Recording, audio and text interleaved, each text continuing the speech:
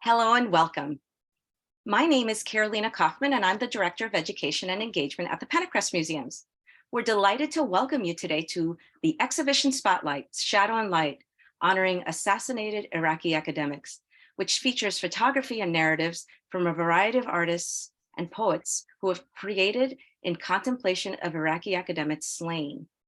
We're all part of this important project, whether you've seen it, intend to, or simply just curious.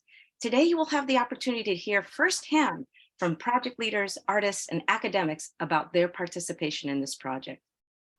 Serving to strengthen the vital role of the museums in the educational, research, and engagement missions of the university, the Pentacrest Museums enhance the campus-wide focus on cultural and environmental diversity. The exhibit and exhibition program we're presenting to you today has been made possible through the hard work of staff at the Pentacrest Museums and its partners. We especially extend our gratitude to the Office of the Provost, whose support makes all the museum's works and exhibits possible. Next slide, please.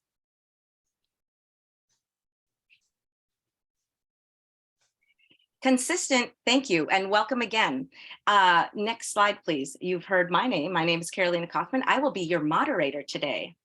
And I want to take a moment to just reflect upon the lands that we currently stand on, consistent with the university's commitment to diversity, equity, inclusion. Understanding the historical and current experiences of Native peoples will help inform the work we do collectively as a university to engage in building relationships through academic scholarship, collaborative partnerships, community service, enrollment, and retention efforts, acknowledging our past, present, and future Native nations. These are the names of both historic, current Native nations that thrive today in the state of Iowa and in the region. We want to take a moment to reflect on the contributions of Native American and Indigenous peoples in this country and in this region. We also have a great commitment to support our Native Nation communities by providing lower tuition fees and other different ways that Native Nation people who identify as Native American can build community and thrive at the University of Iowa. Thank you. I now want to present our panelists today. Next slide, please. And I'm honored to present. Thank you. Bo Bosalel. Bo Bosalel is a poet and activist based in San Francisco. He is the founder of Shadow and Light, which honors Iraqi academics who were targeted and assassinated between 2003 and 2012. Shadow and Light is part of a larger book arts project, the Al-Mutanabi Street Starts Here, founded in 2007 by Bosalel, as a response to the March 5th, 2007 car bombing of Al-Mutanabi Street, the street of the booksellers in Baghdad. I also want to welcome Tamsin Smith. Tamsin Smith is a curator in residence for Arian Press, a historic publisher pairing great artists with great literature to create beautiful books by hand. In addition to having 4 collections of poetry and a novel published, she is known for her pioneering work in the social impact sector. She was the founding president of RED, one of the most innovative and effective causes marketing efforts in history, and has acted as a brand architect for various mission-driven companies in the circular economy and sustainability sectors. We also want to welcome Rochelle Davis. Rochelle Davis is the Sultanate of Oman Associate Professor of Anthropology at the Center for Contemporary Arab Studies at Georgetown University. Her research focuses on refugees, war, conflict, particularly in Palestine, Syria, and Iraq. She is fluent in written both and spoken in Arabic and English. She is currently writing a book on the role of culture in the US military occupation in Iraq. She has numerous publications, including Palestinian Village Histories, Geographies of the Displaced, Culture as a Weapon System in the Middle East Report, just to name a few. We're so glad you could be here with us and share in your experiences in this incredible project. I now am going to hand it over to Bo, and we're going to have a roundtable discussion about the project. Thank you again, Rochelle, for monitoring our presentation. You can unshare and we will be able to view everyone. Great. Bo, take it away. Thank you so much. Thank you, Carolina. And I want to, on behalf of the project, I want to thank, kind of in the order of appearance, Christopher Merrill, who brought to the attention of Liz Crooks my email about shadow and light. And Liz Crooks, who simply read the email and understood what this project was about and immediately wanted to include it as an exhibit at the museum. I want to thank her associate, Josie Newman, as well, and the entire staff at the Pentacrest Museum as well for their installation and work on this project. The project itself began in 2018 when, completely by chance, I came upon a list of assassinated Iraqi academics that had been compiled by a Spanish NGO and placed online in English. Each entry was one academic, lecturers, professors from all parts of any working university, from the literature department to social sciences to art, people who studied bees, people who studied chickens, people who were targeted and assassinated, not just near the campus of their university, but also in their own homes at times, or traveling to the university. These assassinations that no one took credit for were done for a myriad number of reasons that it included sectarian reasons, personal revenge reasons, but the sweeping arc of these assassinations, which covered Iraq in major cities and universities, had, to me, a clear warning. And that is that whatever someone was teaching, they were being watched. And someone out there wanted control of not just academics, but also what curriculum was being offered in different universities. And that control could extend to the fact of actually killing an academic as a warning to everyone else in that department. If anything, some academics felt like they were immune to these killings. And over the years that this happened, people were aware that other academics were being killed. So some people were warned directly. I've read about people who had in their department cubbyhole where they would get messages. One day they would find a bullet, or one day they would find a message tucked under their door that they needed to leave Iraq. And yet people went on teaching. So when I came upon this list, it was so monstrous to me, so methodical in a way, because each entry not only has the university where the academic was teaching, but it also has the fragments of a news report on their assassination. Tons of these people were the people that run any university, and those are the lecturers, people who show up every day. So I began to think about the enormity of these 324 names that I did not know anyone on this list. And I felt like their lives were just in a shadow, and that to simply walk away from that, this is a list that I found online, to simply walk away and not say anything was would just be a terrible act on my part.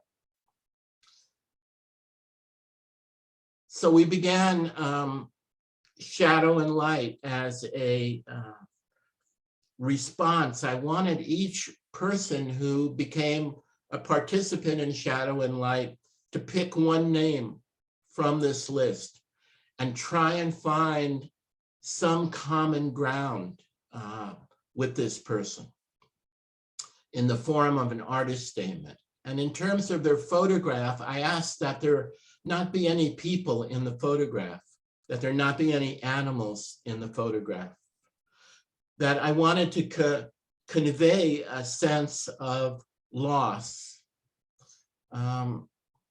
maybe a sense of expectation that someone would walk back into the room.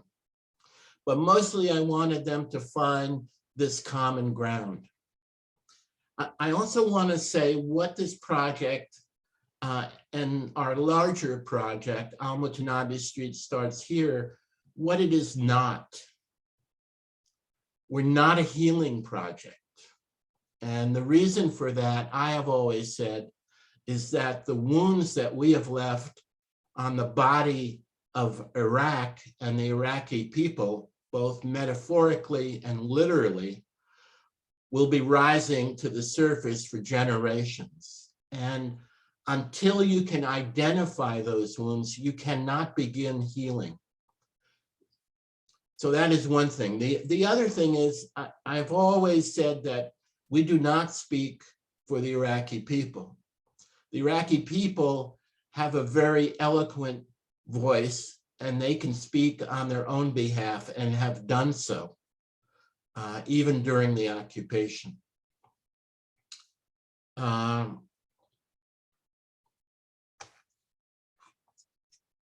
project has shown in a number of university settings now, and also in the UK at the Liverpool Arab Arts Festival in 2019. Like everyone else, we took a hiatus during the pandemic, but now we have shows up at the University of Pennsylvania, as well as here in Iowa, and a forthcoming one in the University of Illinois, and in the fall at the University of Michigan. We also have a show that will be in April at a gallery called P21 in London. What do we want from this project is some kind of engagement. We're not trying to dictate what people or how people should respond to this work. One cannot be among this work in an exhibit and not feel it penetrate into your interior. And it will act on you in days or weeks later as it begins to turn over in your own thinking. It's important that this project as a whole be seen as one of witness, memory, and solidarity. And a very important part of anyone who engages with this project, anyone who enters that exhibit space, is to make your solidarity visible.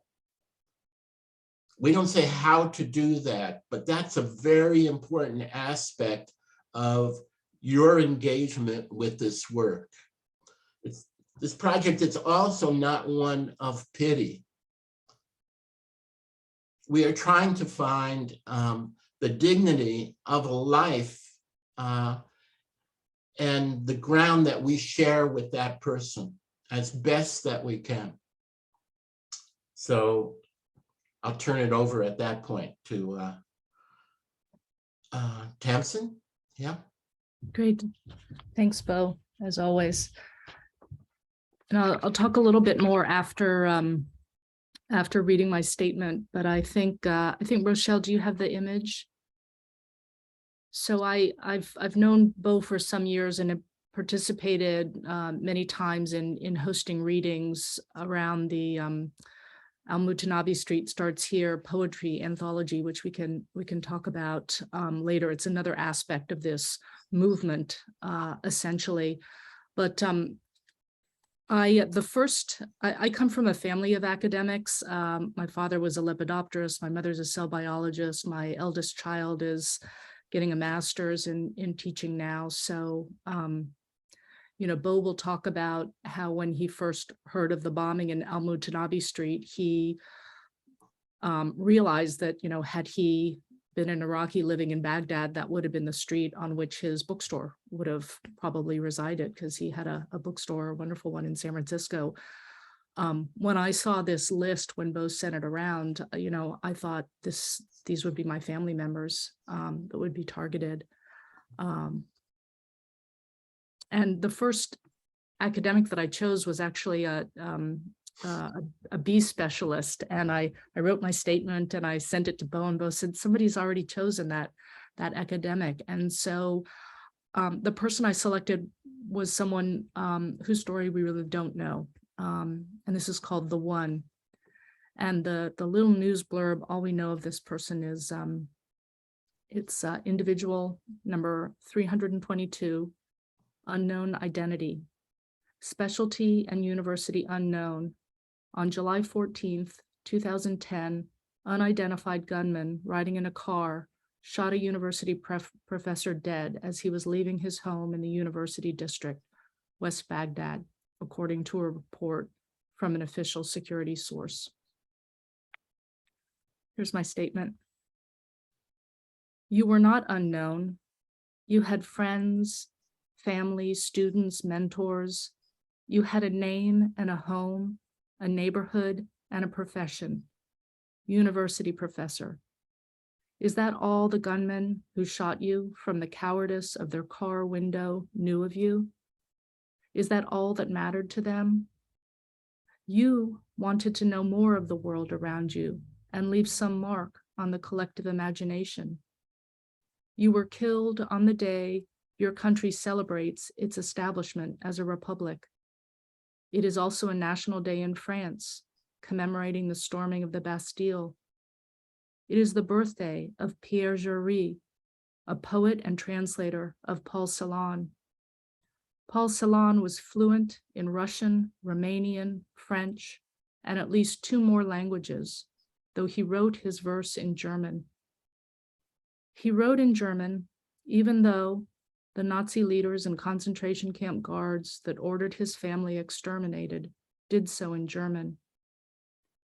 Even if I knew everything there was to know about you, I'd never be able to explain the cruelty of assassins, nor the alchemical power of poetry.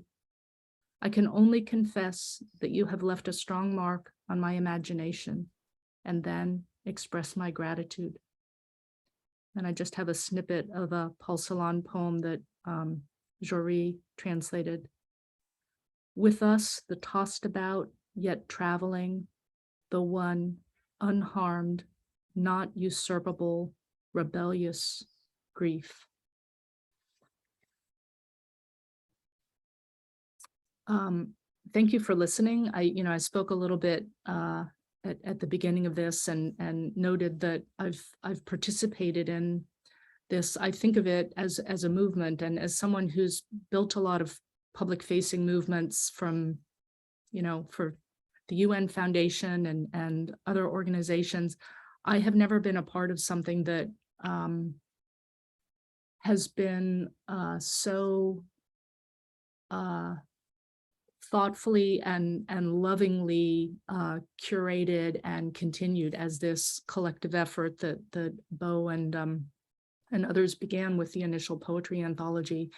And I hope everyone on the call today not only has an opportunity to see the exhibition, but also think about the ways in which, as Bo mentioned, you can witness this and ensure that we don't just pass by this information and do nothing.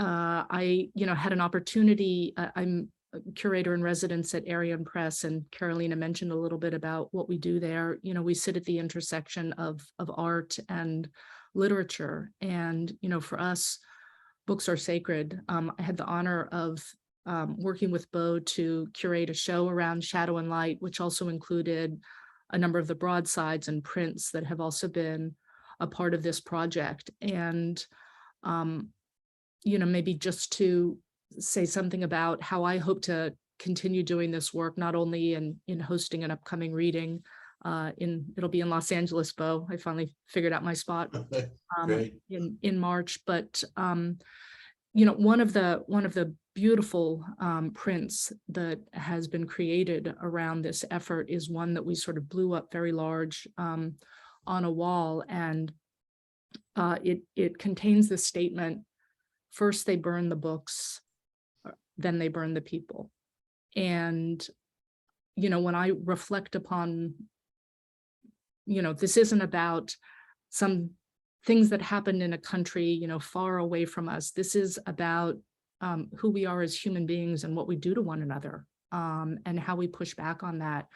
And I, in thinking about the exhibitions that we're going to host at Arion this year, the final one of the year will be around banned books, which of course is an issue in the United States right now. And it's an example of, you can read newspaper articles about what's happening in Florida, Texas, many states, and the books that are being banned, the authors who are being silenced, that is all part and parcel of what it means to be in solidarity, and to not allow some of the most important truths that human beings can share with one another to be silenced and squelched. So it's an honor to be here, and I'm looking forward to hearing Rochelle's statement and to the broader discussion. Thank you.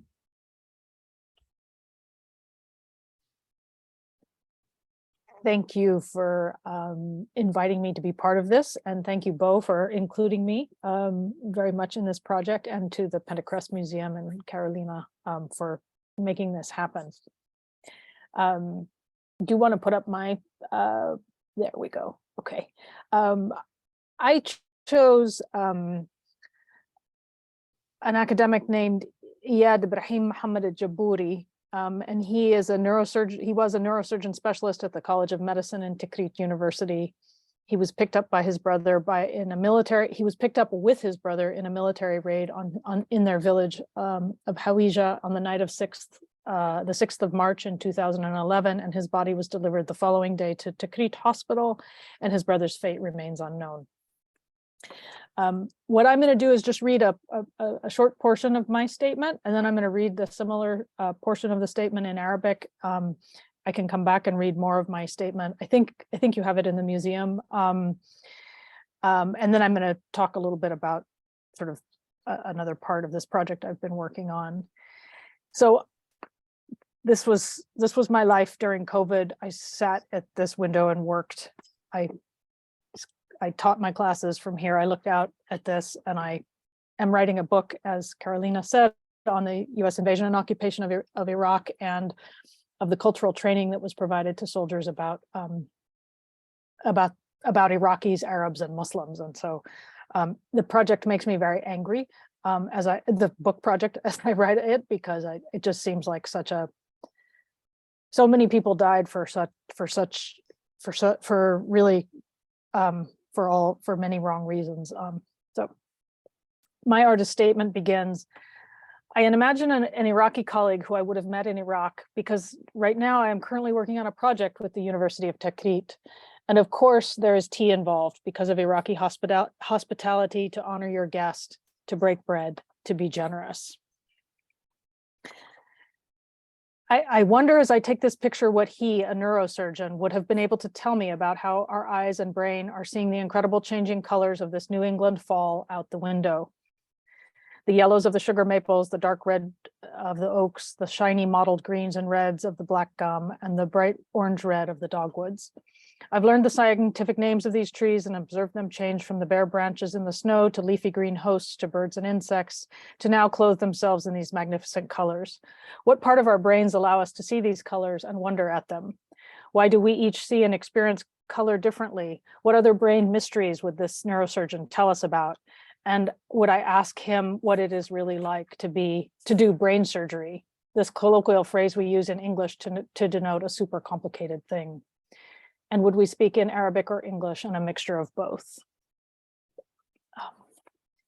So I'll read just a part of it in Arabic so you can hear what it sounds like. Forgive me for any mistakes I might make. The academic's name is إياد إبراهيم محمد الجبوري، متخصص بجراحة المخ والأعصاب في كلية الطب في جامعة التكريت.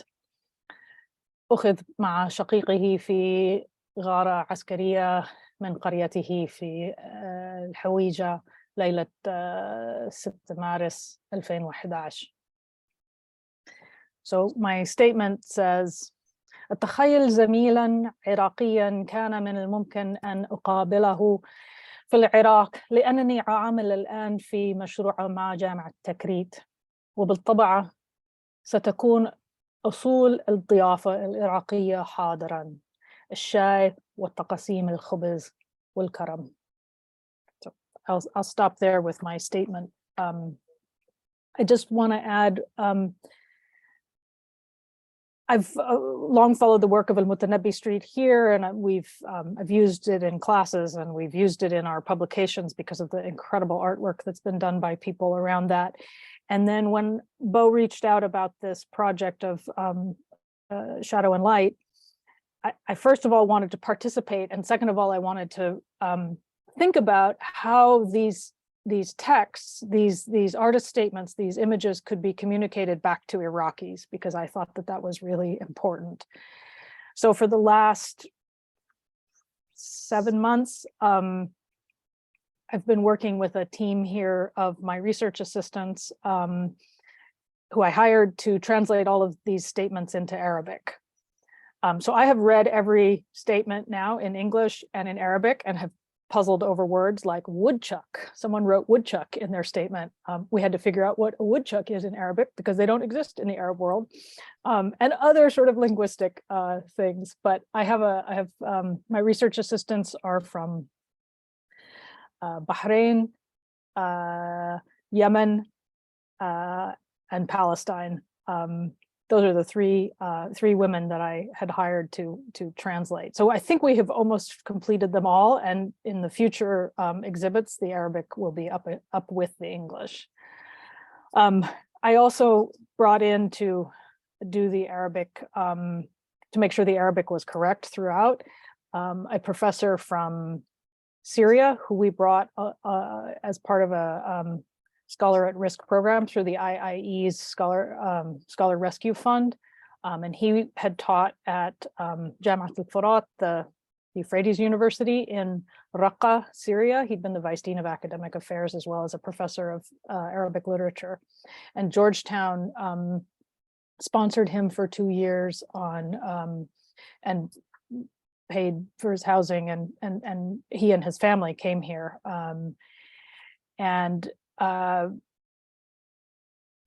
We have now been able to hire him more permanently at Georgetown, which is wonderful. He's a fantastic teacher, and he was, I think, really moved by participating in this project as well, and really trying to understand. In some ways, this could have been him, and I think that kind of hit very close to home to him because his university was taken over by the Islamic State pretty early on, and he negotiated with them to be allowed to keep teaching, and then the Islamic State said no.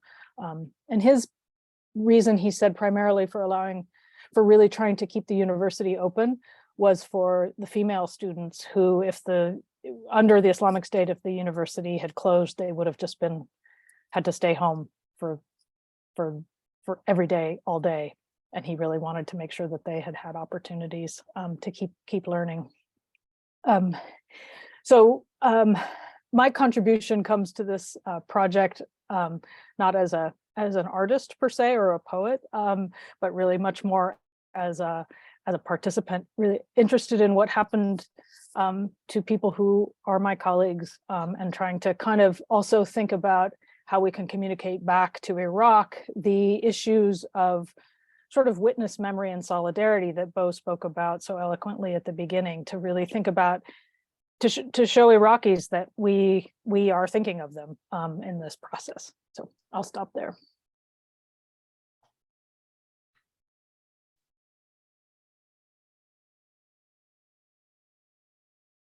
You know, I've had Iraqis come up to me at exhibits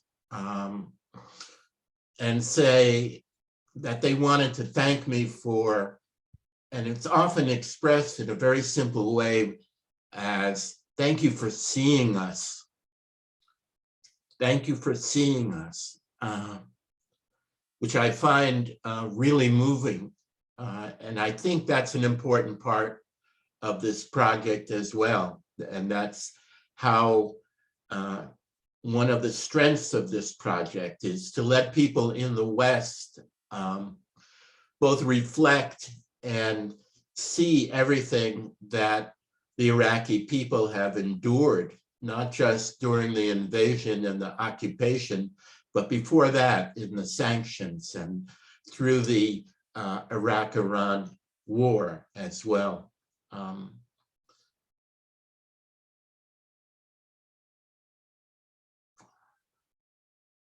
I'm very moved whenever I sit down with one of these, simply one of these statements and that small card that of information about this person. So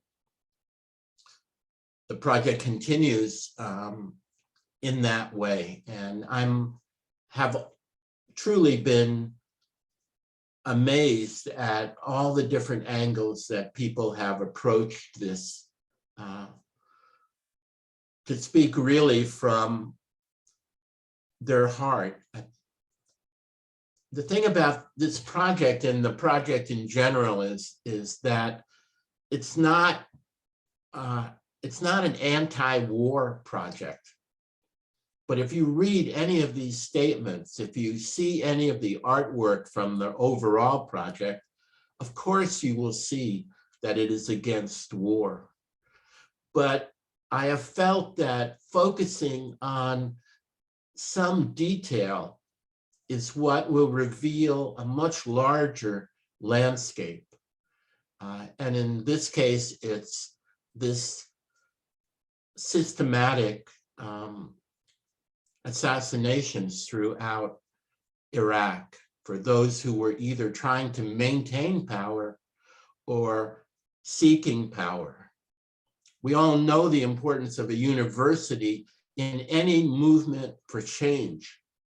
So anyone who wants power knows that a great aid to that is to control the university and its professors and lecturers, and by extension, hopefully to them, its student body. But in some of these cases, you can read after these assassinations that classes came out to protest. An important point in this is the understanding of how someone who teaches, whether that is in a middle school or in a high school, in a college, how that affects not only the people that they are teaching, not only these students, but other generations as well.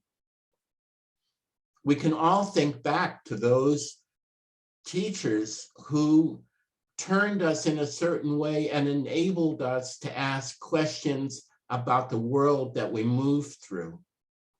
So the idea of assassinating professors on some level of tyranny makes complete sense.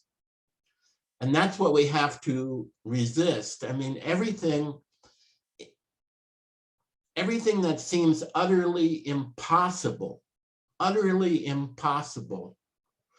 mean, why assassinate someone who studied literature in Iraq, someone who read both poetry from Iraq and the whole MENA region and presented it to their students, but also read Emily Dickinson and let their students know about her as well. Well, who was threatened by that person? Who was threatened by the academic who studied agronomy? I mean, the mind just fails at least mine does, at that understanding. And to not be a witness to that, to not let the Iraqi people know that there are people in the West, people in their same professions, people who are arts and cultural workers here, that we have reacted to that, and that we continue to think about them, and that we want other people to think about them, that none of this is a one-off and then everybody goes home. It's simply not what this project is about, or any part of this project overall. So please, either of you feel free to join in. One of the things that's always struck me, Bo, is, you talked about when you first read the news of the bombing in this famed literary corridor, it was so unbelievable and so crushing, and you kept waiting for what, the reaction, the uprising and the fury, and the days went by and nothing really happened. And, it was at that point that you thought, well, I'm just going to reach out to, all the poets that I know, and we're going to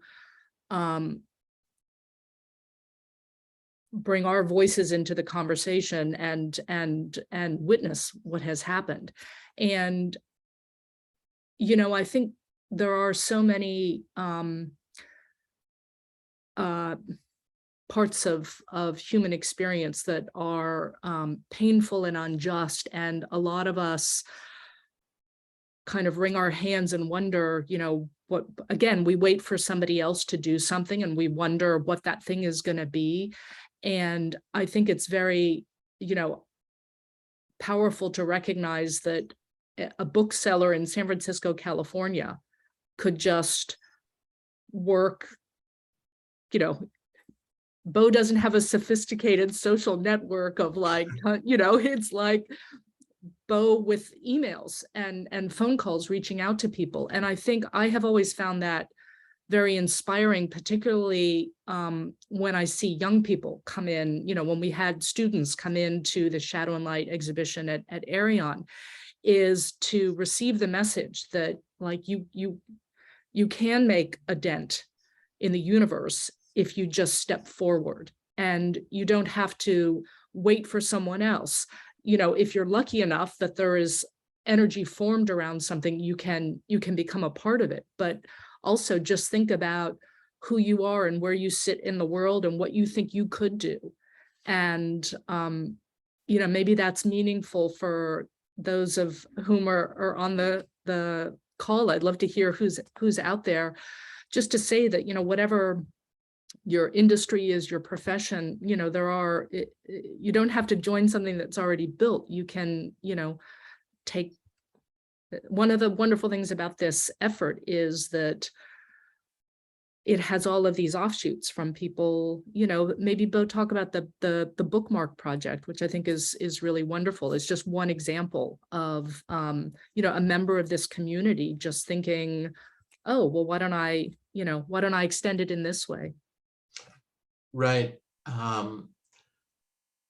Before I talk about the bookmarks, and you're right about I always say to people that I became an organizer like many people become an organizer. First, you wait for someone else to do it. And then when no one else does it, you feel absolutely compelled to do something. But I want to get back to something that Rochelle both said and has done, which is the importance of the translating of this work into Arabic. And I can't tell you how moved I was when Rochelle sent me an email to say that she wanted to take this on, that she was going to assemble a team of people to translate this work. It is so, I can't tell you how moved I was by that, because it's another way to let the Iraqi people know that there isn't just silence from this side in the West. There isn't this kind of numbness, which is, I think, part of why there wasn't an immediate response to the bombing of Al-Mutanabbi Street, was that it was 2007. We were already in the 4th year of the occupation, and people were numb. I mean, people, every day when you picked up the paper, people were dying. People on Al-Mutanabbi Street, which is the street of the booksellers, that street had, in the oldest records of Baghdad, there has always been a writer's quarter in Baghdad.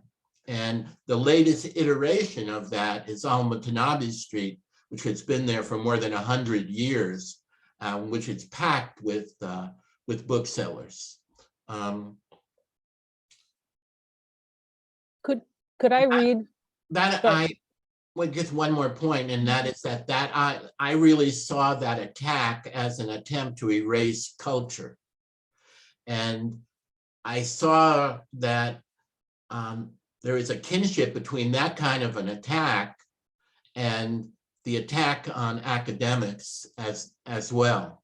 And in the case of Al-Mutanabbi Street, the day after the bombing, where more than 35 people were killed and more than 100 were wounded, poets and writers came back to the street and stood on the charred hulks of cars and did a reading. Before that bombing, people felt safe on that street. Why? Why did they feel that safety? Because who would attack a street of books? Who would do that? So people felt that safety before this suicide bomber detonated that car. I'm sorry, go ahead. No, I wanted to build on what you were saying, Bo, and read one of the, Bo asked that all of the people who worked on the translation into Arabic also write a statement, what kind of about sort of their experiences doing the translations. And so I just wanted to read one of them because I think she kind of captures the spirit of it. So she says, the majority of the work I've done on this project was fact-checking the translated texts. I had to look up every name of these assassinated scholars in order to make sure we were writing their names correctly in Arabic, just as an aside.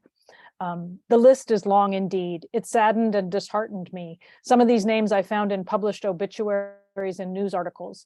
Other names I found in social media posts where colleagues, students, and family members wrote a few words in remembrance of these assassinated academics. Reading those warm words along with the statements and the poems produced by the artists, I felt deeply motivated and a little uplifted. I decided to say their names out loud, even when I was alone, working from my office with no one there. Working on Shadow and Light felt like an ethical obligation to me. I owe this project and its team a debt of gratitude. Oh, that is wonderful. Yeah, I haven't sent them to you yet, Bo. I will. Sorry, I got a little behind.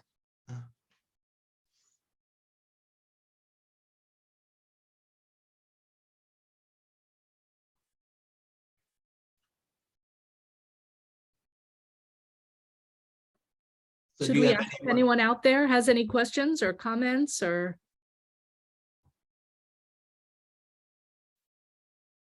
I think, I mean, if I may, I'll I'd love to definitely make sure that people have an opportunity. And this is a roundtable. Let me just remind everyone, meaning everybody's seated at the table, and that includes our participants here. So thank you, Tamsin, for inviting people. My father was an academic as a Fulbright scholar in Ankara, Turkey, and we lived there during the Gulf War, which was a very unique experience for 14-year-old, 15-year-old for myself, and having that experience of not knowing what was going to happen in your own community or the community you were living, and the academics that were there, because it was really close to us, what was going on there. But I think as a participant, a viewer, if you will, and also having this sort of personal experience in living in the Middle East, it was a unique experience. You have to go to the exhibit. I feel like there's no order to it in my mind, and I'm not here to share how anybody should experience this. I think the point is that you just go experience it and move yourself as you feel through it, and read the stories. But I think I wanted to share that connection, that the exhibit is so effective in that way. And I was really compelled by, when we opened, how people came into the space really actually very interested in finding out more, but then there was this incredible silence amongst many people in the room because they began to internalize. I that's what I felt I noticed, and I thought that was very, very interesting that this particular exhibit provides. So I definitely encourage people to come see it and experience it. We had a taste of this today, so I'm so grateful to Tamsin and Rochelle to provide some of that from their own voices about these voices and about voice in general. So thank you so much. Yes, I want to offer, as Tamsin said, if anybody's in the room from their own experiences or anything that's on their mind from the conversation, feel free. You can unmute yourself if you'd like. Liz has a question, and I don't know who it's directed towards, so. I will read out the question. Thank you, Tamsin. Liz Crooks, who is our director at the museums, asks, how has your participation in this project changed your work moving forward? Thank you, Liz. Also, a warm hello from the front desk at the Old Capitol Museum, where the exhibit is.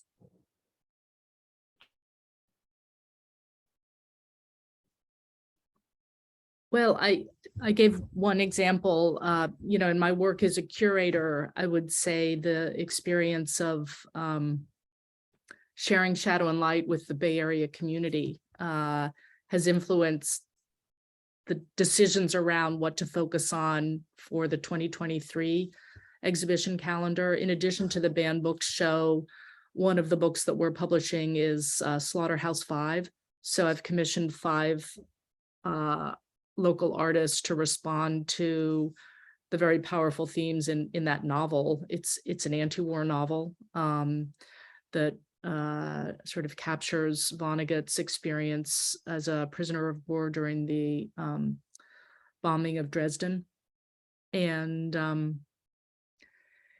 it's been, I've chosen 5 artists, and in working with them, thinking through how they're responding to the themes and just the novel itself. I mean, it feels, and this is the reason that we need poetry and we need literature. These are themes that don't, that are universal and rise above the particular circumstance. So I would say my participation in this project has not only educated me, but also kept it sort of front and center. I've written a number of poems in response or sort of jumping off of this experience. So yeah, it's, and I think I would say, Beau's constant admonition that we carry this with us. It's not a, oh, we commemorated something and then we move on. It's a constant, we won't forget, and we will continue to gather in solidarity and share the information and pay attention to new things that are happening. And I would just say it's been inspiring. Rochelle and I didn't know each other, though I knew her statement and her photograph. So, and I knew that she was doing these translations, but you know, it's incredibly inspiring just even to you know, to hear Arabic, and also to hear the comment from one of your translators. That's was wonderful. So thank you. I can answer the question that Liz put forward following Tamsin's beautiful response. My response is a very kind of different one. And I mentioned in my statement that I'm working with a group of academics at Tikrit University. And we were approached, my university was approached to work on a project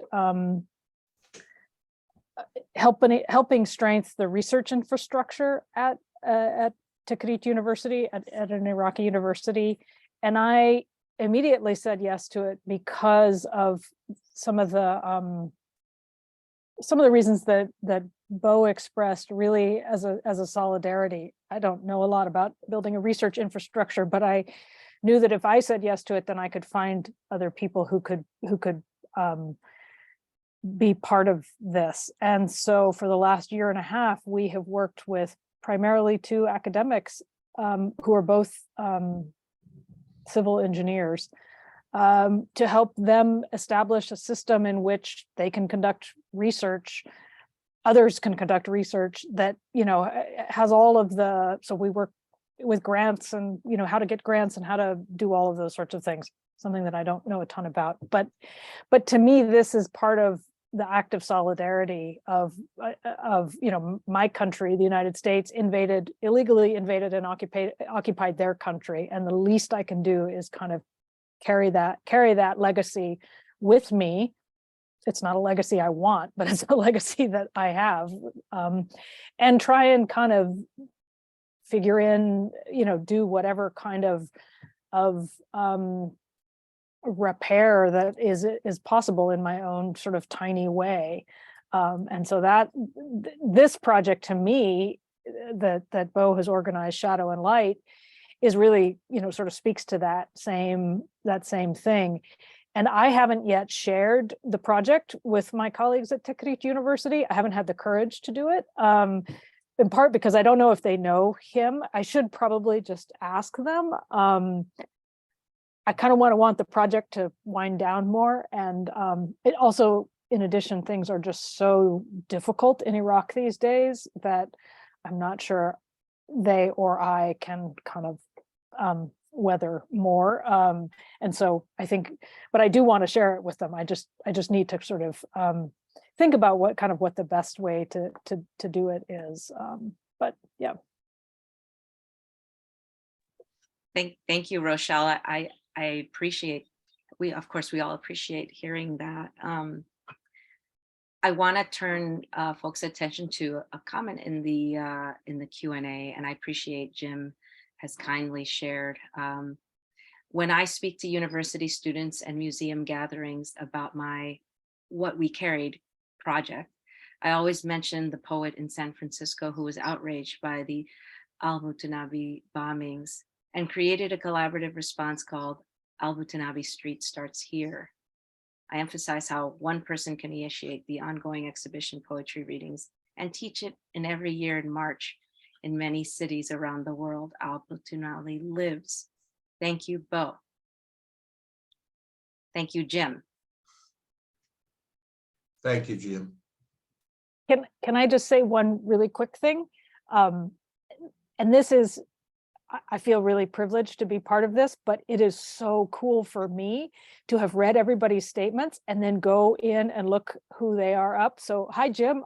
After I read your statement, I looked you up and I went and I looked up your other projects, and the What We Carried Here thing is so amazing. And so now I bought the book. But Tamsin's the same way. I'm like, oh my God, I can't believe I get to talk on a panel with her, and now I'm going to go read her poetry and her novel and all these things. So thank you. That's a whole nother aspect of this, is the kind of how Bo has brought all these people together, and how we keep, like, neural networks just keep connecting out, and it's just beautiful and alive. And I think that, you know, even though we are sort of commemorating people in death, we are celebrating, you know, sort of lives as in various and extended ways. And I think that's a real sort of, you know, that is what the project is about, as Bo has said.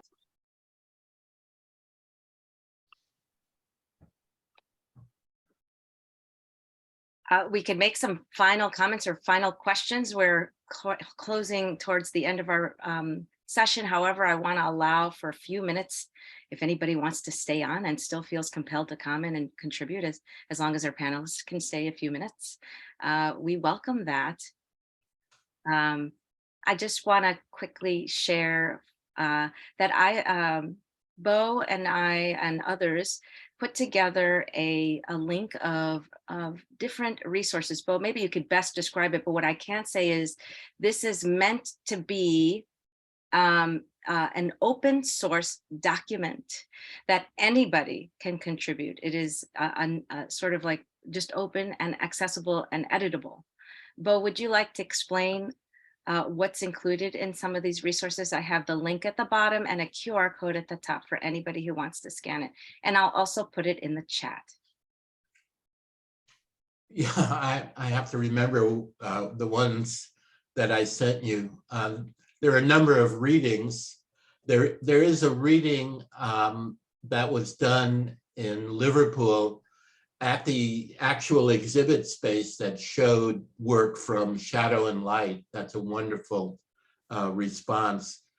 And as Tamsin has mentioned, you know, we encourage readings for Al-Mutanabbi Street on or about March 5th every year. And those have gone on since 2007. And this year, through the United States, there's going to be a reading in Canada, a reading in Italy, reading in Baghdad. It's an important part of the project, and important in that sense of continuation. Some of the other links, they're all links really to the project, including a musical piece that was done for the project that is really beautiful. That's from Melanie Mansour in Santa Fe. I would encourage people to get a copy of our anthology, Al-Mutanabbi Street Starts Here, which was published by PM Press in 2012. And you can buy copies online, both new and used as well. But it's a good introduction. In the introduction to that book, I say that wherever someone sits down and begins to read, or someone begins to write towards the truth, it is there where Al-Mutanabbi Street starts. My feeling is that street starts in so many places. It starts in Tehran right now with the women in Iran who are seeking equality and freedom. You know, it starts in Kabul in Afghanistan with the women who can no longer teach and only seek a voice. I mean, the idea of passing on knowledge is so ancient. It is so much a part of us from when it was only an oral tradition that was passed on, from all the basics of life, all the knowledge that had been gathered up until that point by any group of people, and then finally codified in writing. I mean, the idea of teaching in itself is just something we take so much for granted and is so important culturally within any society. So anyone who tries to dismantle culture to try and shape it in a particular way, to me, that is a really insidious move and has to be resisted, whether it's somewhere out there in the world or right here, absolutely right here in whatever city you're listening to this in. My feeling is that I made a vow to myself years ago that I would never walk away from a conversation thinking I should have said something. I would simply say something and let the chips fall where they may. So I would encourage everybody listening here to do exactly the same. And the best thing is to, if you're organizing, I always say to people that just don't bite off more than you can chew. So that first bite should be small and should include the circle of people that you know, people that you work with, and you can move on from there. But I mean, that's just one of the things that I think is important in this project. The other is just the idea that we are each other. And that's an important thing. So I want to thank everyone and you, Carolina, for hosting us today. And thank you, Rochelle and Tamsin, for being a part of this.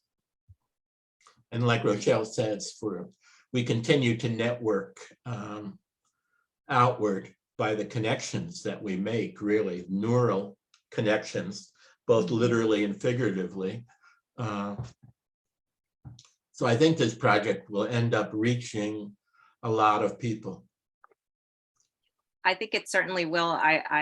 I want to thank all of you. I feel like we've added a level of engagement and understanding through this panel and through this experience. So thank you so much. You've brought yourselves wholeheartedly into our virtual space today. So I'm so grateful. And to those that are out in the audience, feel free to again, we have this exhibit. It's going to be here till August for quite a while. So we're very excited that we want to invite professors, anybody, students, colleagues, high schools to come see this. I am looking forward to following up on this experience in May with a youth program, which explores identity and trauma through the bookmark project in collaboration with a few youth-based organizations that are focused on trauma-informed care and youth development. So I'm very excited about that. And that's again, from the inspiration of this exhibit. So thank you, Bo, for bringing it over here to Iowa City. Again, like I said, everybody who has so far seen it has been incredibly moved in so many ways. And I understand the many different conversations that that can happen from it. So yes, thank you. And for the online source that I just shared on the chat, please access that. Please contribute to it if you feel compelled. We would love that. And with that, I think I want to say thank you to everybody on our panel. I will stop this recording. And if there's anybody in the audience